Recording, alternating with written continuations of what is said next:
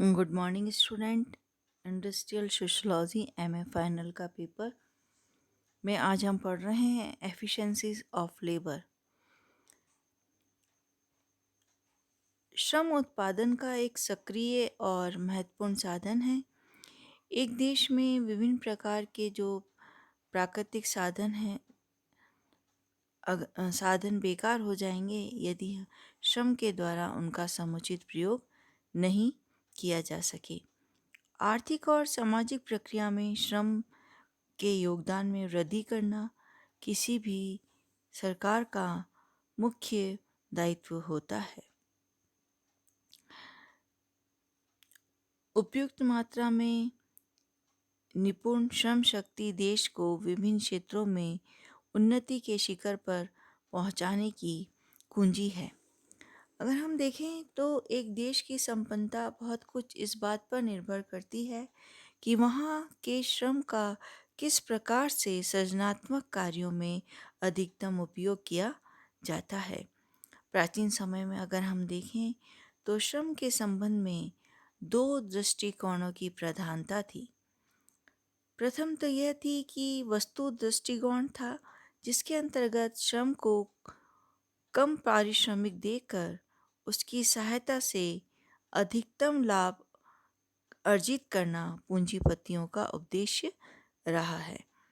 दूसरा उदारवादिता दृष्टिकोण, इसके अंतर्गत श्रमिकों को एक निम्न वर्ग और आर्थिक दृष्टि से दुर्बल माना जाता है और इसलिए उनकी मदद करना धनिक वर्ग अपना कर्तव्य समझता है। और आज के युग में मानवीय संबंध दृष्टिकोण मुख्य रूप से पाया जाता है और परंपरागत विचारधारा को के महत्व को समाप्त हो रहे हैं। हम देखते हैं कि कार्यक्षमता के जो निर्धारक तत्व हैं, कार्यक्षमता के जो निर्धारक तत्व हैं यानी एफिशिएंसी डिटरमिनेशन ऑफ फैक्टर्स जो हैं, उसमें हम देखते हैं कि श्रम की कार्यक्षमता क्या है, यानी कार्यक्षमता क्या है। कार्यक्षमता प्रमुख रूप से किसी भी श्रमिक द्वारा किए गए कार्य की मात्रा, उसका स्वभाव तथा उसे करने में श्रमिक द्वारा लगाए गए समय से है। यानी किसी कार्य को समान परिस्थितियों के अंतर्गत जल्दी और अधिक मात्रा में और अच्छी तरह से संपन्न करने की कार्यक्षमता करने को ही हम कार्यक्षमता कहते हैं। कार्यक्षमता किसी उपक्रम में किए जाने वाले संपूर्ण उत्पादन को प्रभावित करता है। साथ ही कार्यक्षमता को मापने का एक प्रमुख जो तरीका है वो है मुद्रा में व्यक्त करना। इसके लिए हम देखते हैं कि उत्पादित किए गए माल की मात्रा व किस्म की तुलना श्रम पे किए गए व्यय के साथ करनी पड़ती है। इसका कारण यह है कि वस्तु की मात्रा का मापन सरल है, लेकिन वस्तु की किस्म और उसकी श्रेष्ठता को सही सही मापना एक जटिल और कठिनाइयों से भरा होता है।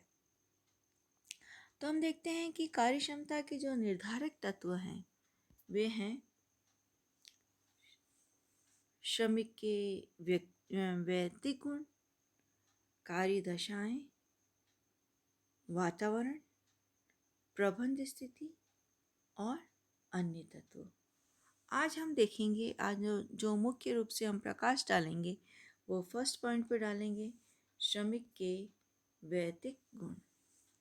श्रमिक के वैयक्तिक गुण में हम देखते हैं कि व्यक्तिक गुण से मतलब जो किसी व्यक्ति के जन्मजात या पारिवारिक पृष्ठभूमि से प्रभावित होने के कारण पाए जाते हैं। इन गुणों में कुछ सीमा तक तो हम परिवर्तन हो सकता है, लेकिन पूर्ण रूप से परिवर्तन करना संभव नहीं है। इसमें हम देखते हैं फर्स्ट है पारिवारिक गुण। पारिवारिक गुण जो व्यक्ति के जीवन में माता पिता की प्रमुख विशेषताओं से के जन्म से होता है।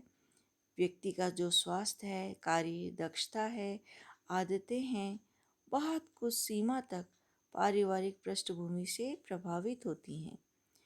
मार्शल कहते हैं कि एक गंदे एवं अंधेरे घर में जन्मा, निरक्षर माता पिता द्वारा पोषित तथा लाभों के अभाव में पाला हुआ बच्चा कभी एक संतोषजनक श्रमिक और सम्मानीय नागरिक नहीं बन सकता।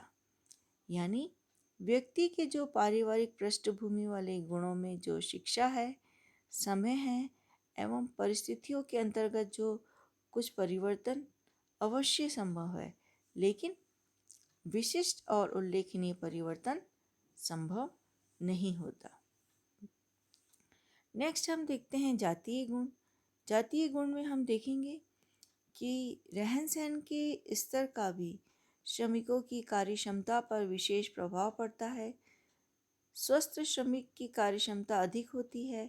अच्छे स्वास्थ्य के लिए पौष्टिक भोजन, उत्तम रहने की व्यवस्था और पर्याप्त वस्त्र की आवश्यकता होती है और इस समस्त पूर्ति उचित एवं पर्याप्त मजदूरी पर निर्भर करती है।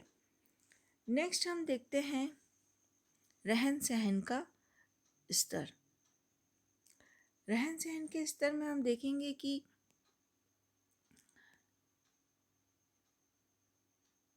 जो हमारे रहन सहन का स्तर है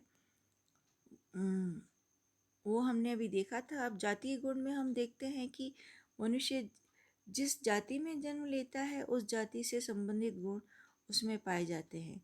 यानी अगर वो जैसे हम देखें उदाहरण के रूप में कि अगर वैश्य जाति में उसने जन्म लिया है तो व्यक्ति सामान्यतः हिसाब किताब में कुशल होगा।